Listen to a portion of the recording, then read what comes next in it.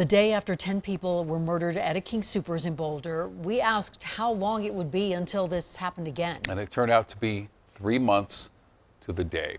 Gordon Beasley is now the second Colorado police officer killed in the line of duty this year. Police say it was an ambush and that Beasley was targeted because of the badge and uniform he wore.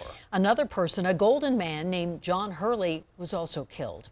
Arvada police described the 40-year-old as a good Samaritan, a true hero who prevented others from dying. And police wouldn't say much more than that. One day they will, but we doubt they'll ever find the words to make any sense of this.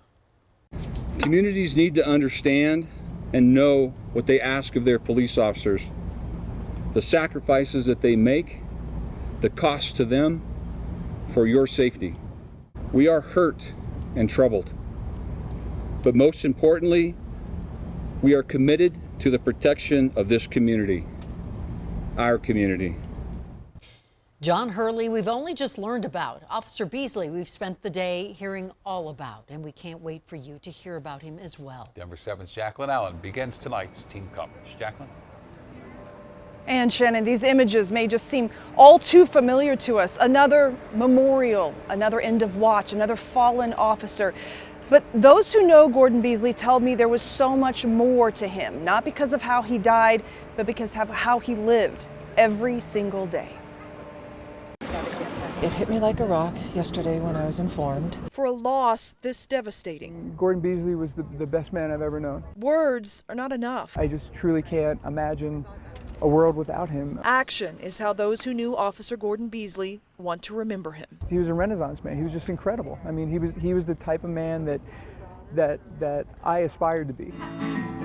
Somehow police officer and rock star, biker and kid's best friend. My son asked me, like, who's going to replace him?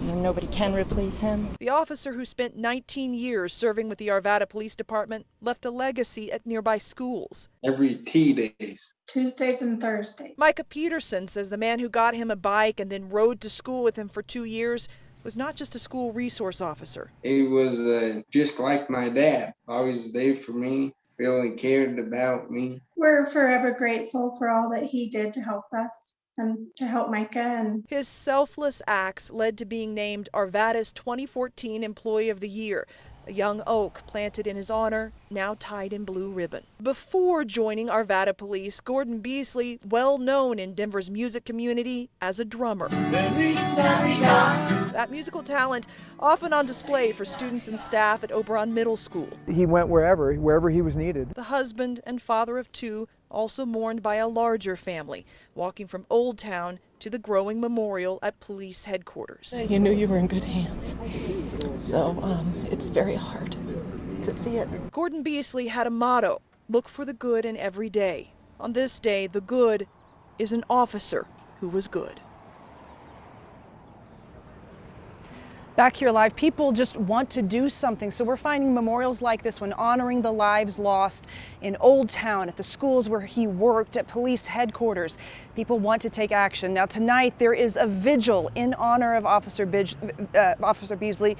That's where our CB Cotton is live right now, and CB, that vigil starts in just about an hour. JACLYN, it does. It starts in under an hour here at Peace Lutheran Church in Arvada. A few people have started to trickle in at this point, some Arvada police officers, and just moments ago I spoke with some victim advocates. Now, as far as the entire turnout, church leadership tells me they anticipate it's going to be huge. The vigil, it is held inside, but they have prepared an overflow room, and they even think people will start gathering outside. Now, this vigil, this time of mourning, this time of reflection, it will be live streamed on the City of Arvada's website. We'll also be live streaming it on our website, thedenverchannel.com. I can tell you from the conversations I've had in this community this week, people who call Arvada home are really hurting. I grew up in Arvada, so I've been here my whole life almost. You know, these people, dealt with most of them, so it was come and pay respect to the people that keep our community safe, because Arvada is pretty much one of the most safest cities in the Denver metro area.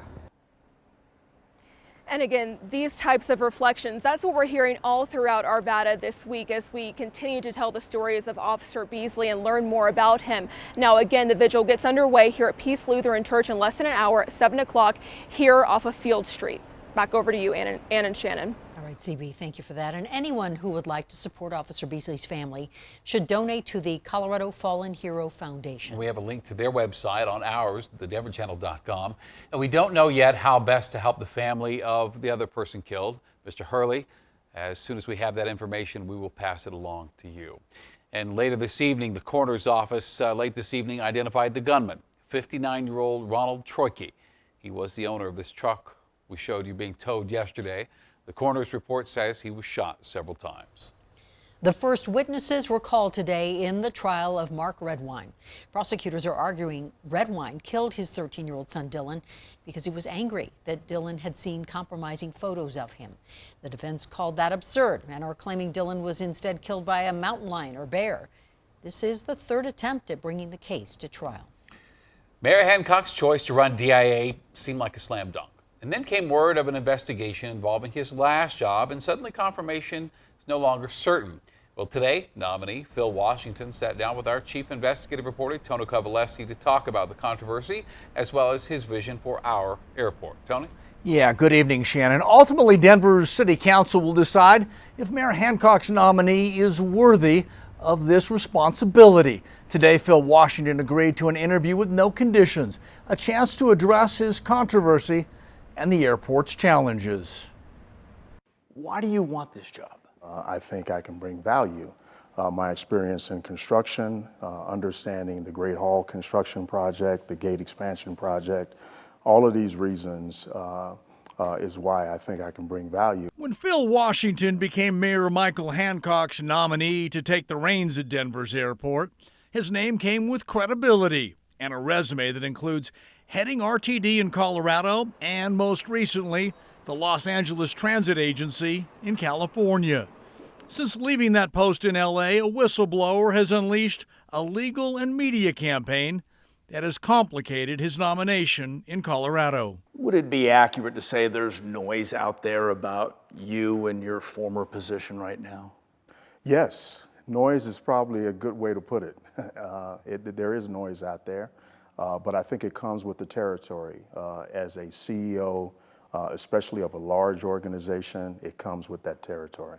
How hard is it to read those kinds of reports when you're up for a job that has a title, a paycheck, and responsibility like this? Well, I try not to read most of that stuff. I really do. I try not to read it.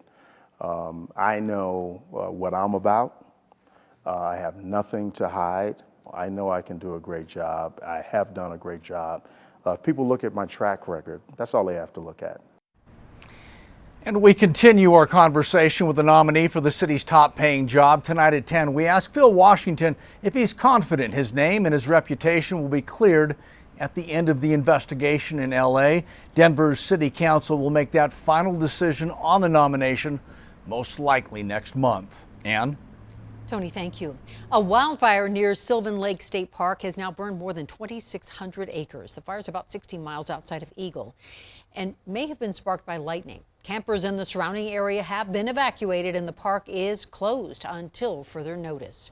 And people in Rio Blanco County are still out of their homes tonight because of the Oil Springs fire. This is out by Rangeley. 7,300 acres have burned since Friday, and like the Sylvan Lake fire, lightning is likely to blame for starting it. High winds, low humidity, and dry conditions are responsible for its spread. Coming up, I think a lot of people were just really disappointed that this was happening. Colorado wants companies to list salaries. Companies are choosing to list elsewhere. This position is virtual except for within the state of Colorado. It was a sizzler today, but there's some cooling relief in the extended forecast.